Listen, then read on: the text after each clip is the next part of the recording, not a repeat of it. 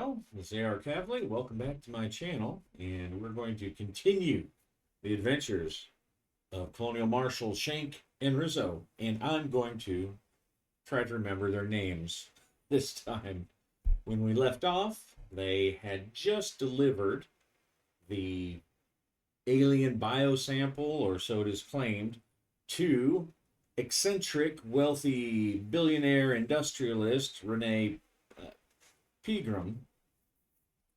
And right after they'd handed it over, some ex-Marines, they had the little tattoo on the forearm of the Marine red badge, the third division, the third battalion, lined with skulls around it. He took it, kicked her down the stairs, and hightailed it out, destroyed all the other lift cars, and flew off. I shot a couple other people, blew up an android. I'm thinking that maybe he should have shot her, but it didn't seem like the thing to do. So maybe there's a reason he didn't. Maybe that's not his orders. Maybe there's still something between the Renee and the general that is that was part of her movement. Who knows? We'll figure that out as we go along. Well, of course, they are at the scene of the crime. They are doing the martial stuff. They're because they were there, they're part of the investigation already, even though Shank really wants to get this investigation out of his hands. He wants to be done with it. But it keeps coming back. It keeps dropping back into his lap. He had also last time he had been Renee had kind of out debated him or out persuaded him to give up some information about what they knew already. And so it only confirmed what she already knew. But they're walking around, they're helping people, they're taking notes, they're filing reports. Of course, Renee Pegram has gone back up into her essentially like a billionaire safe room up in the penthouse of her building here in New York, which is completely desertified. And if you are looking at any pictures of New York current day from the 400 or however many fires in Canada, which are clogging up the skyline, then that's kind of what I picture to look at. Very Blade Runnery. So as they go out on the pad, on the landing pad, they try to get whatever information they can, see if there's any shells that they can collect, any clues. Are there any good clues? I'm not going to think so, because I think that they were probably shooting whatever they were shooting heavier weapons, because that's what they used to shoot up all the air cars. So they were using heavier weapons, but I think they're probably smart enough, professional enough to have just done it where and made it so the shells were in the car, or maybe they had some kind of shell catcher or something like that. So I'm going to say only on a 5 or a 6 do they find some kind of clue.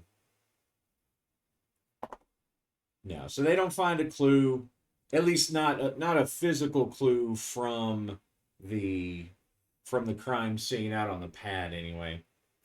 Obviously, there's a bunch of shells inside the people, inside androids and walls and everything else. So they are working with the forensics, and it just takes pretty much the rest of the day. They work with the NYPD, but Renee insists that the marshals be in charge, and the NYPD says, screw that, that's not how this works. And she says, "Let me call your boss." And after about an hour, the marshals, for whatever reason, are kind of put in charge, and the NYPD has been ordered to work with them. But there's not really a lot. There's not really a lot to go on. But using forensics and things like that, see if they have anything from either the camera footage or from ammunition. I'm going to assume again that they're professionals and the ammunition is somehow black market, or maybe it's off world, something that's not going to be in lot number databases from manufacturers or whatever. Let's take a quick look at. See, he's got an investigate of 2 and 1.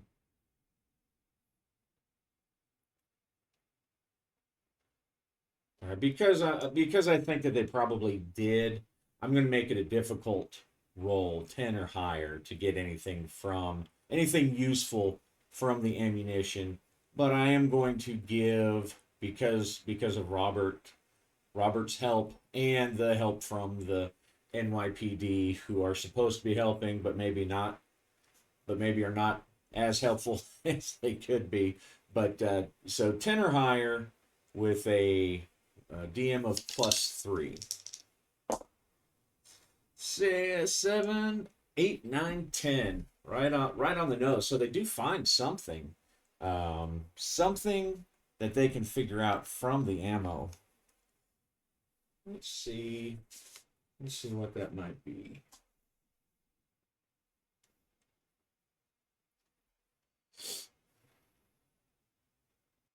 I think what I'll use is the solo. Um, the theme.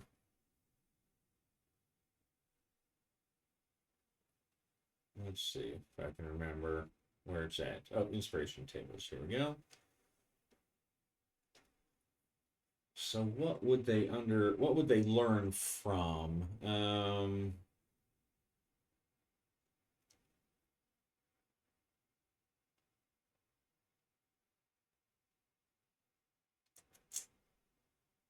What would be the theme of what they learned from the? Well, let's go with theme. We'll go with theme. See what it tells us. So 3, 2, warning. So a warning about. Oh, okay.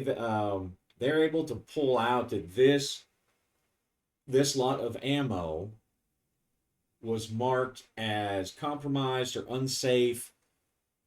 So there was some kind of marking on it, and it was marked as unsafe. Maybe like a little ding or mark on the case, on maybe one of the casings that they did find, because the guy did shoot his small arm, because he shot at, he was like in a little gunfight as he was trying to go out. Uh, so they find something on one of the casings, like a little mark or a little scan. Rizzo is helping scan, and one of them comes up with a bleep, and it's a it's not a lot number, but it is a warning that it is unsafe to use. It doesn't pass inspection. That's what it is. So this lot, they find some on it that did not pass inspection, and the inspector number is on there. So that's what they find. They find that the inspector, inspected by Q or or whatever. So they found an inspection lot, which would tie well into the fact that they have some kind of connections. Somebody gave them this ammo, an insider helped them get this ammo so it wouldn't be traced back to them. Fortunately, they didn't realize that some of the ammo that they got had been actually had failed, or maybe it had been marked failed so that they could. That's That's it. There's an inspector. That inspector sells onto the black market um, by purposely failing a small percentage of the ammo that goes through his inspection sample. He fails it, and it gets out of the factory somewhere.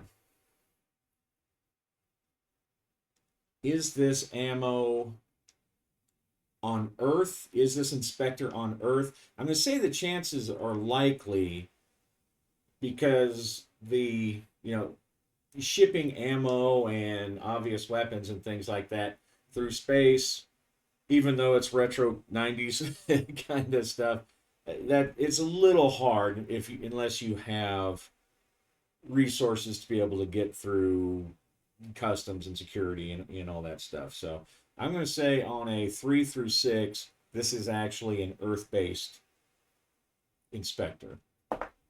Okay, barely. So it is an Earth-based inspector, but I think that 3 means that is not in New York. And I have an idea where he might be.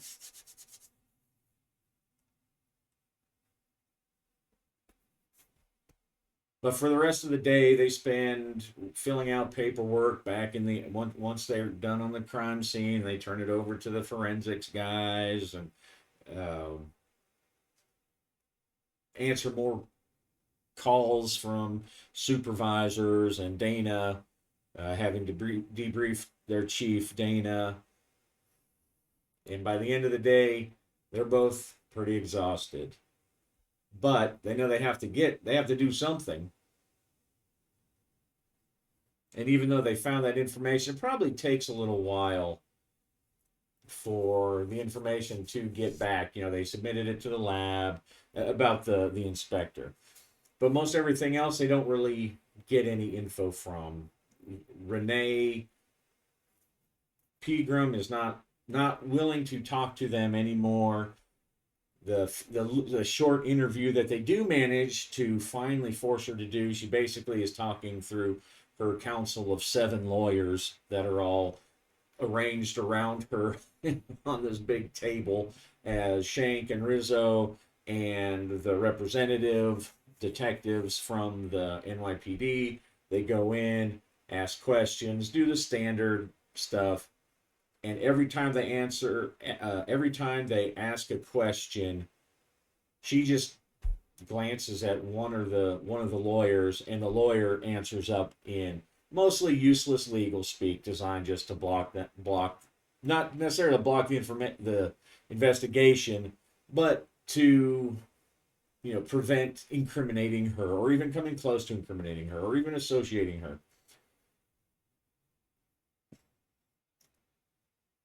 Let's see.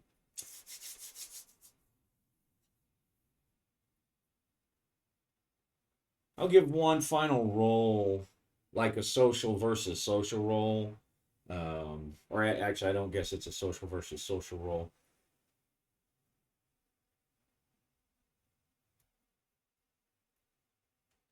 Um,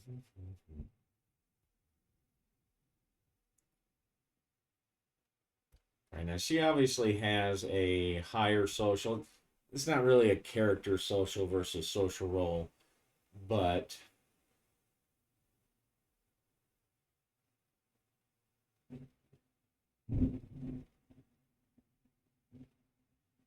does he have?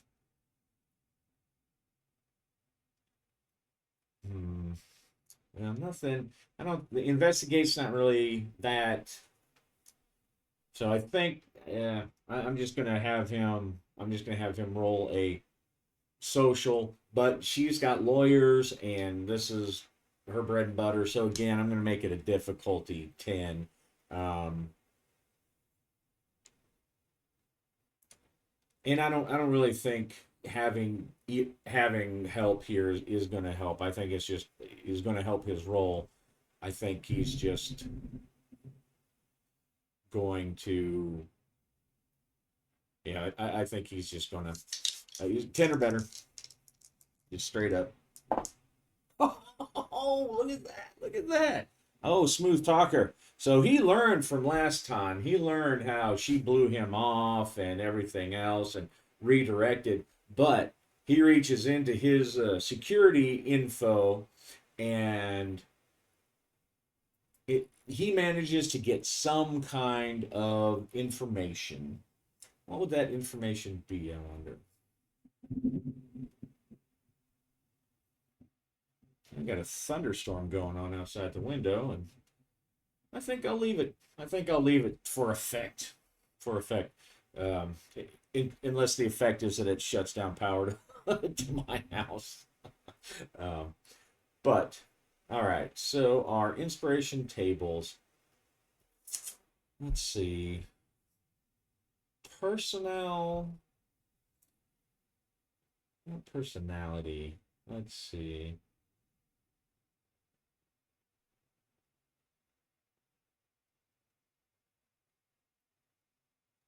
So I'm going to roll, and I'm going to use either the action or the personality, and then I might roll twice because he got a pretty good roll there.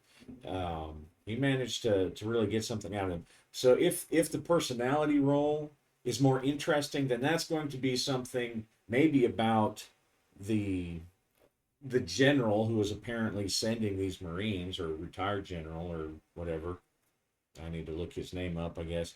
And if it's maybe more interesting for the action, maybe it's something that she did or that she knows they did that will help. So let's see. 3-1. Demand and jealous.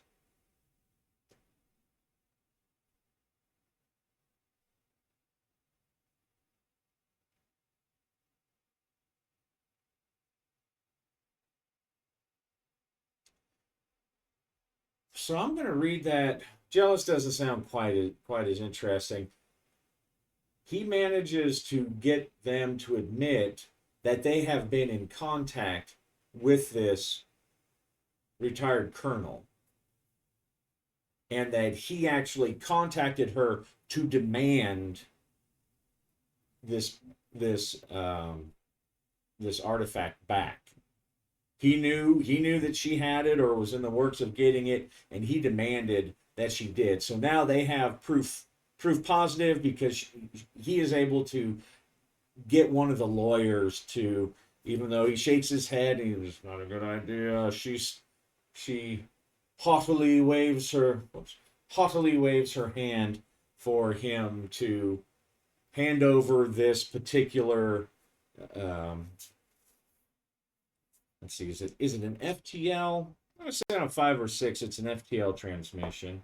Okay, so it is an FTL transmission, but the coding in it verifies that it's uh, from him, or at least from where he was. I guess it's something like that. And he, of course, he doesn't sign it or anything, but it's obvious, not maybe in a court of law, but it's obvious to the people investigating on the ground. He contacted her, and I need to. Do I have his notes? Let's see. Oh yes, okay. General Davis or General Davis Meade.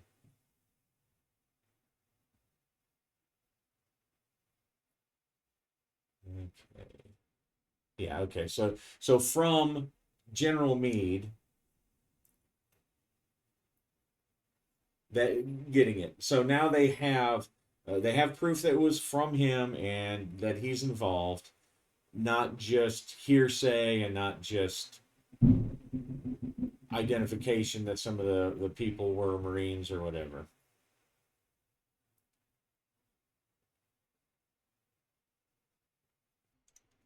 And so the day winds down. They're checking all their boxes. They're back at headquarters, and Dana calls them back into her office. They sit down. Rizzo shuts the door behind them, and she's behind her desk, looking again, looking away from them, not making a lot of eye contact.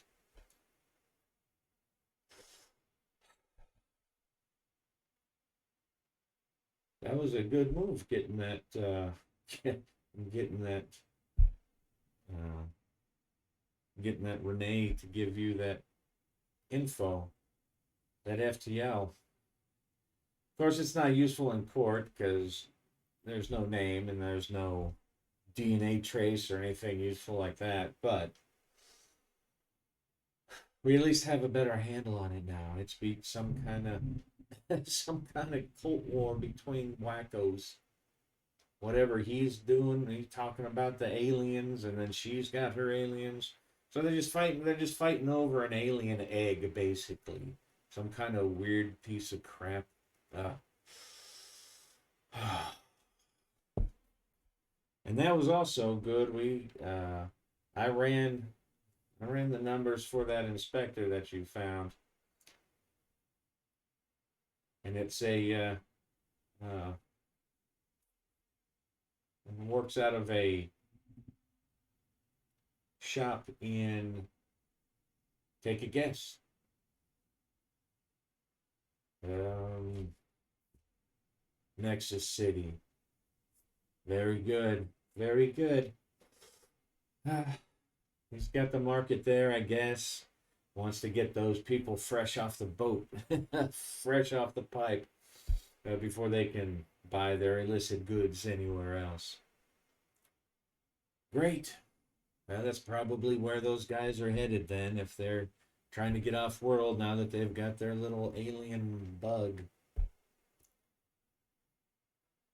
I hate that they got away, though, Rizzo says, cheerfully, enthusiastically, as a young marshal would.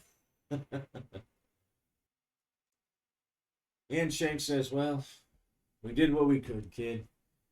So, all right, we'll just forward it to the office there in Nexus. Just sign everything off, and then maybe we can have a couple days of some normal New York BS, right? Because of course Shank is happy to get rid of the case.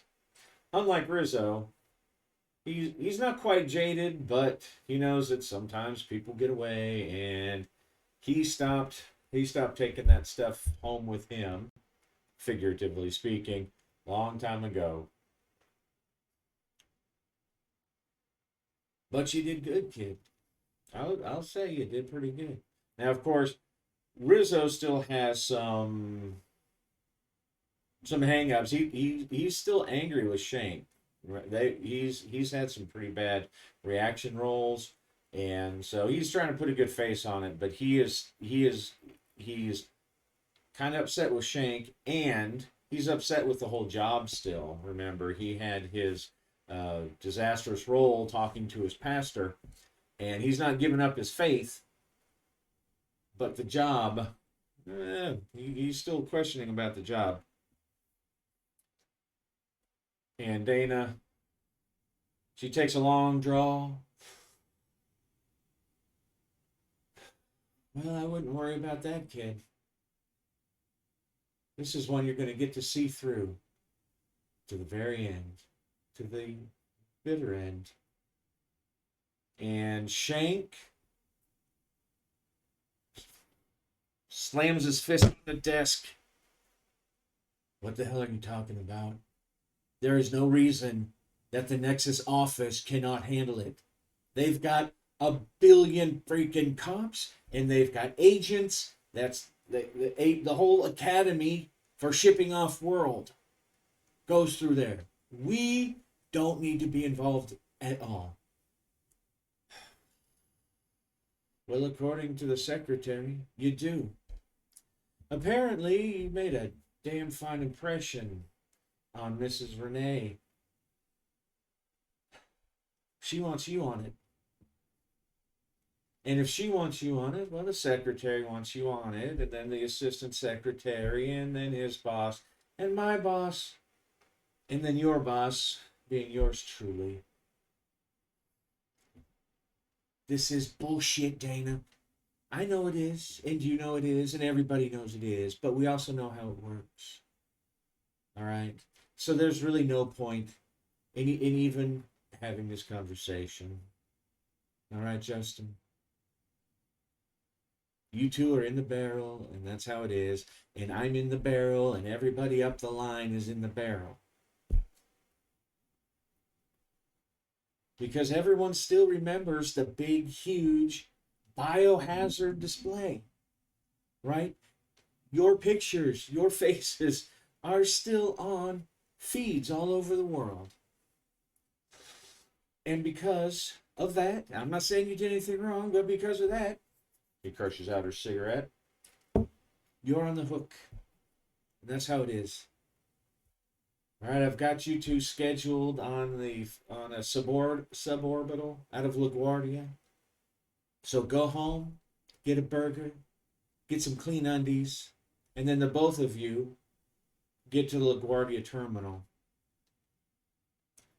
Here are your passes, and she gives them little data cards.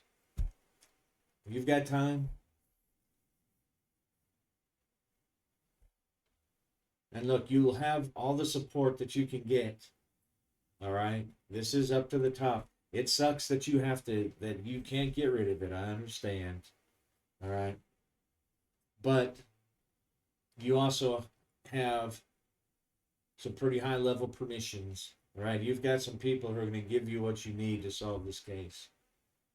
Think of it as a possible bonus if you decide to retire, like you keep talking about.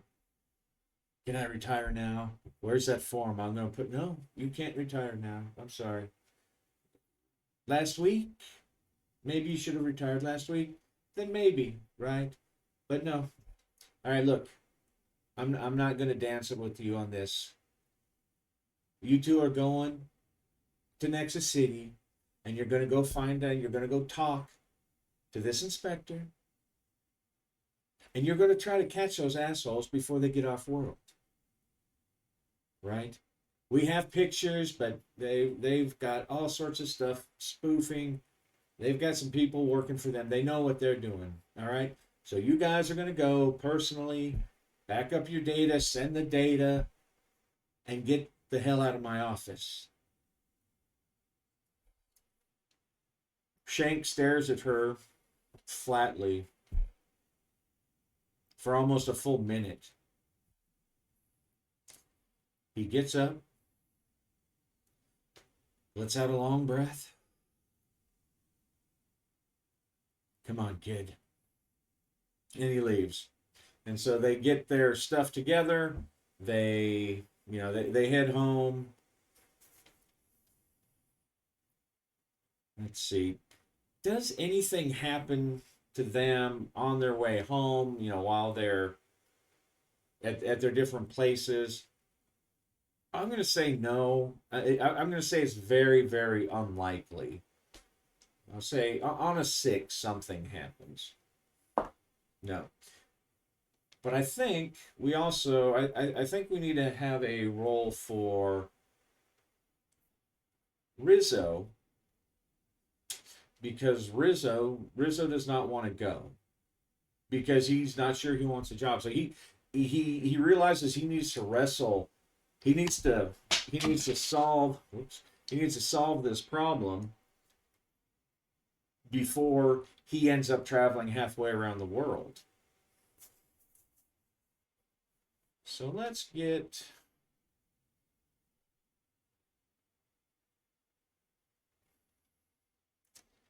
Let's see.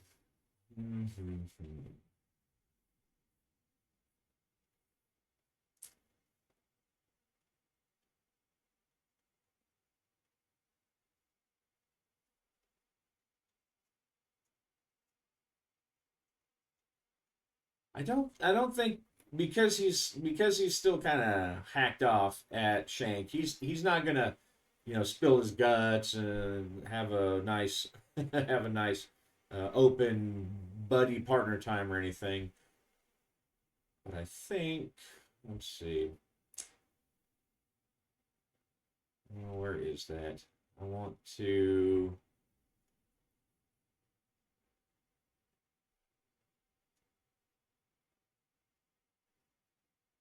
Where did I jump down to? No, I don't need that. I want the table for his reaction. Okay, here we go. Reaction table. All right, so let's see what he does. We're gonna have him do a reaction, kind of a spotlight on him as they split up. He doesn't even start getting his stuff ready. He sits down, he's in prayer. He thinks about talking, he thinks about calling someone in his church, he thinks about calling his pastor, but he did not really get a satisfying answer from this guy last time.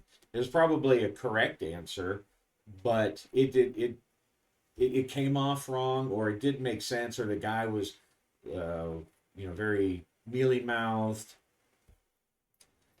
and so Rizzo decides he decides to go to the Lord in prayer, and he gets on his knees and he's praying. Let's have him. Let's have him do a roll. Unfortunately, his social is pretty low.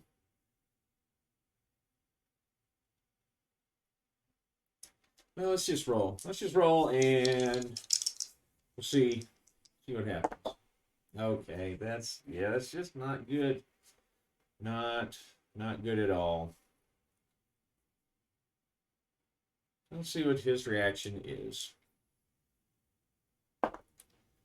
2, panic or anxiety.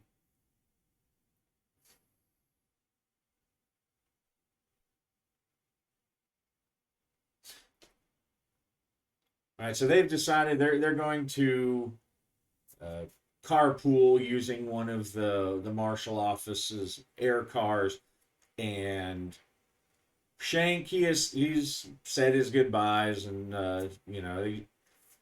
taking a suborbital across the world is not really that big of a thing. It's just like hopping on an airplane today, and not that he really has a lot of people to talk to, or that he could really talk to anyone about his case per se. But he's done his stuff. He's made sure his affairs were in order and all that. Made sure that his house or his room's going to be taken care of, the fish fed or whatever. He shows up on Rizzo's doorstep. Hey, come on. Are you ready? We gotta hurry up. We got time yet, but I hate showing up late to those terminals, man. It kills me. And they will screw you. And Rizzo opens the door, and right away, Shane can tell that there's a problem. Rizzo's not even packed. His little duffel, his little bag, that his little travel bag, because they're really not expecting to be there for a long time, is still open on the couch. You can see in the kind of small apartment, and he's like, "Come on, what are you doing? We gotta go. If we're late, Dana is gonna have your ass, not mine. I I don't think I can do this anymore." What, you hate flying? No, it's not flying. I don't know that we're the good guys. I don't know that this is how the Lord would want me to walk.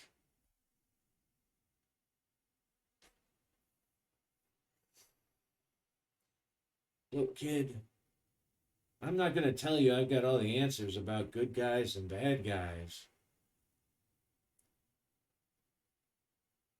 And certainly, there's a lot of assholes that we work with on our team. But you can't let it get to you like this. I mean, I don't know anything about your faith, but I think overall, we're still the good guys, right? Look at who we stop. Look at who we're up against. And look at who we're helping. We're nothing more than a bunch of toy soldiers for this whack job lady up there. She calls somebody, and then now we have to go across the world. What if she decides we need to go to Tau Ceti or something, where this general's at? Look, kid, that ain't gonna happen. All right, that's a whole big affair. Not even she has that kind of clout to be moving marshals through the stars. Okay, but listen, we're we're trying to stop people who have killed other people and who have some kind of alien bug that maybe they're not the best people to have it. And who should have it? Us.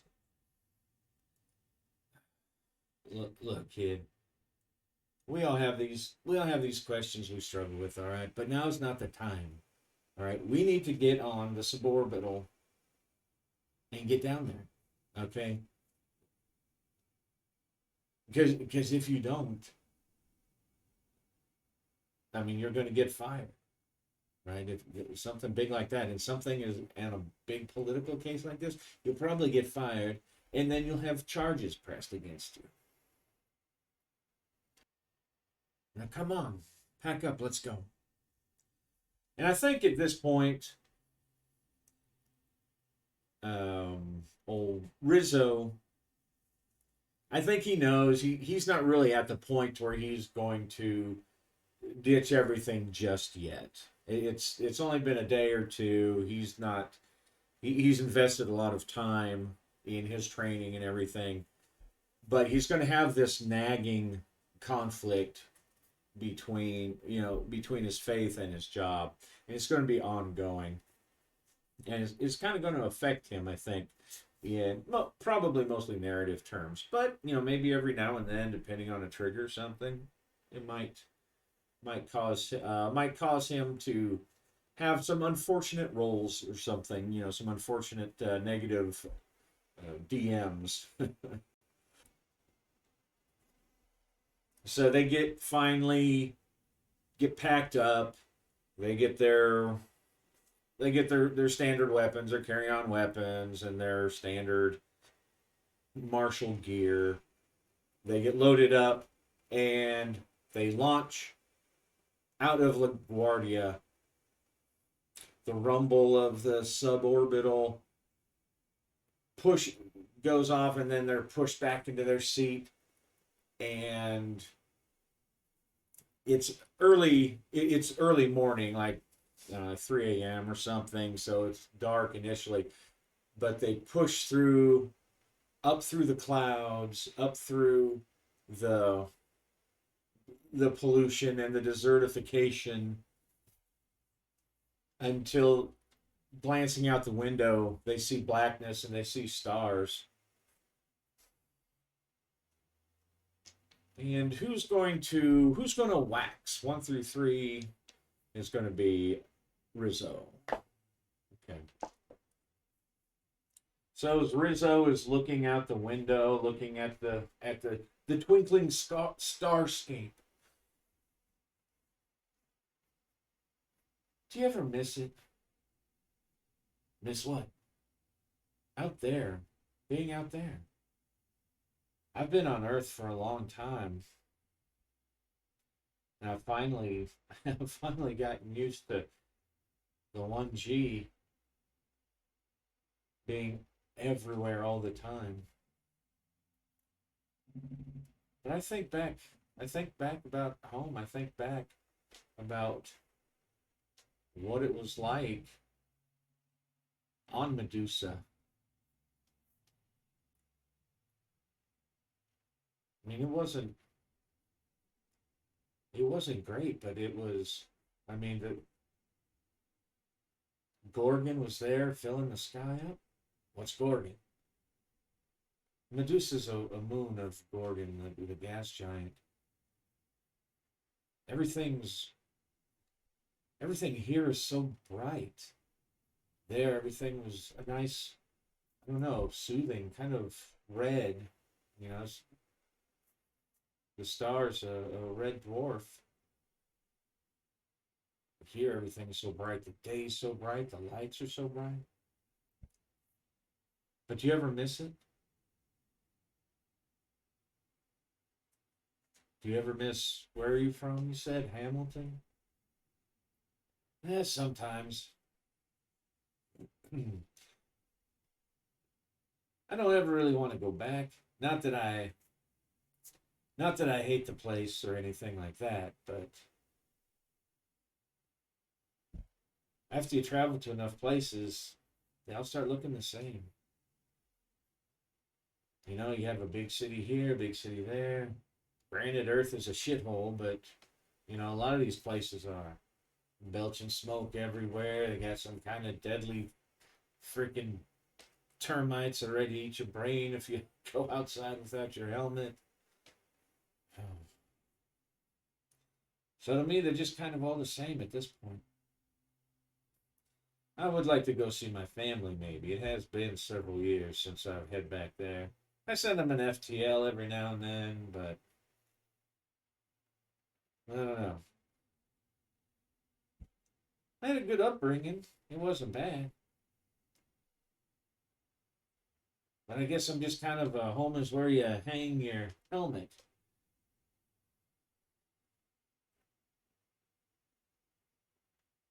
Hmm. And the conversation goes on along those lines for a little bit, and then they both turn become introspective, looking out at the sparkling sky as the suborbital goes back down on its way down to Nexus City. Off in the distance, as they're coming down, they can barely make out the pipeline, the TAP, the Trans Atmospheric Petroleum Pipeline that goes from Liberty Station. I think it's Liberty. Yeah, Liberty Station down to Nexus City. They can see it off in the distance, but just for a moment, as the plane starts to maneuver to get back down, and then soon they're in the atmosphere. They're well, they didn't quite leave the atmosphere since it is a suborbital, but um, as they get back in the atmosphere, they lose the distortion, takes it away out of view. But they see the big the big glow through the haze, and they know it is Nexus City as they are approaching. And actually, let me set up a Nexus City here. There's a New York.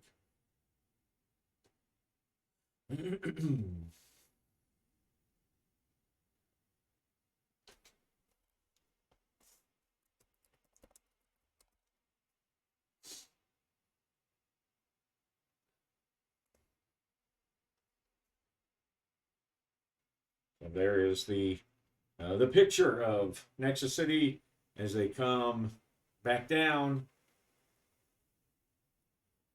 They land and are met by the one of the agents who shows them to their hotel.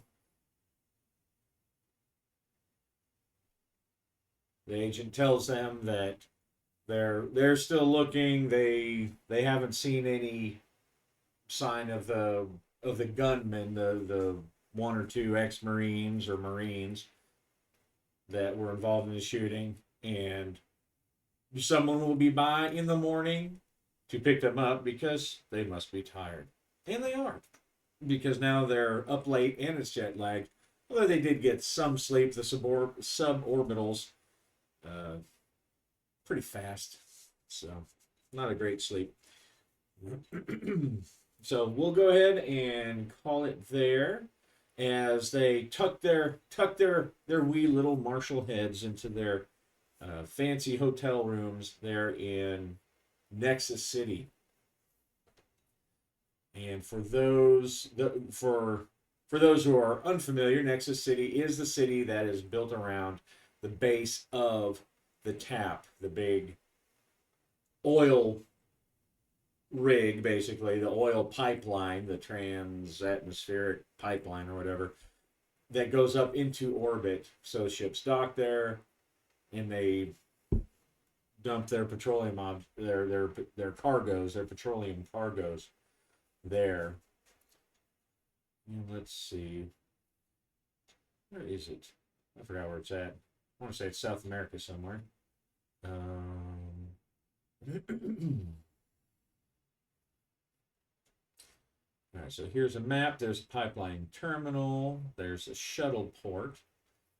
So that probably is where they've landed. There's the U.S. Navy base.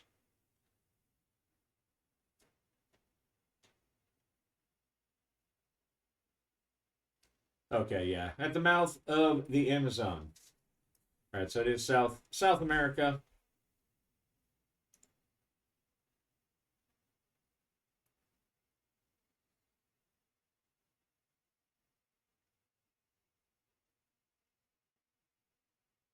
Okay, so we'll call it there as they lay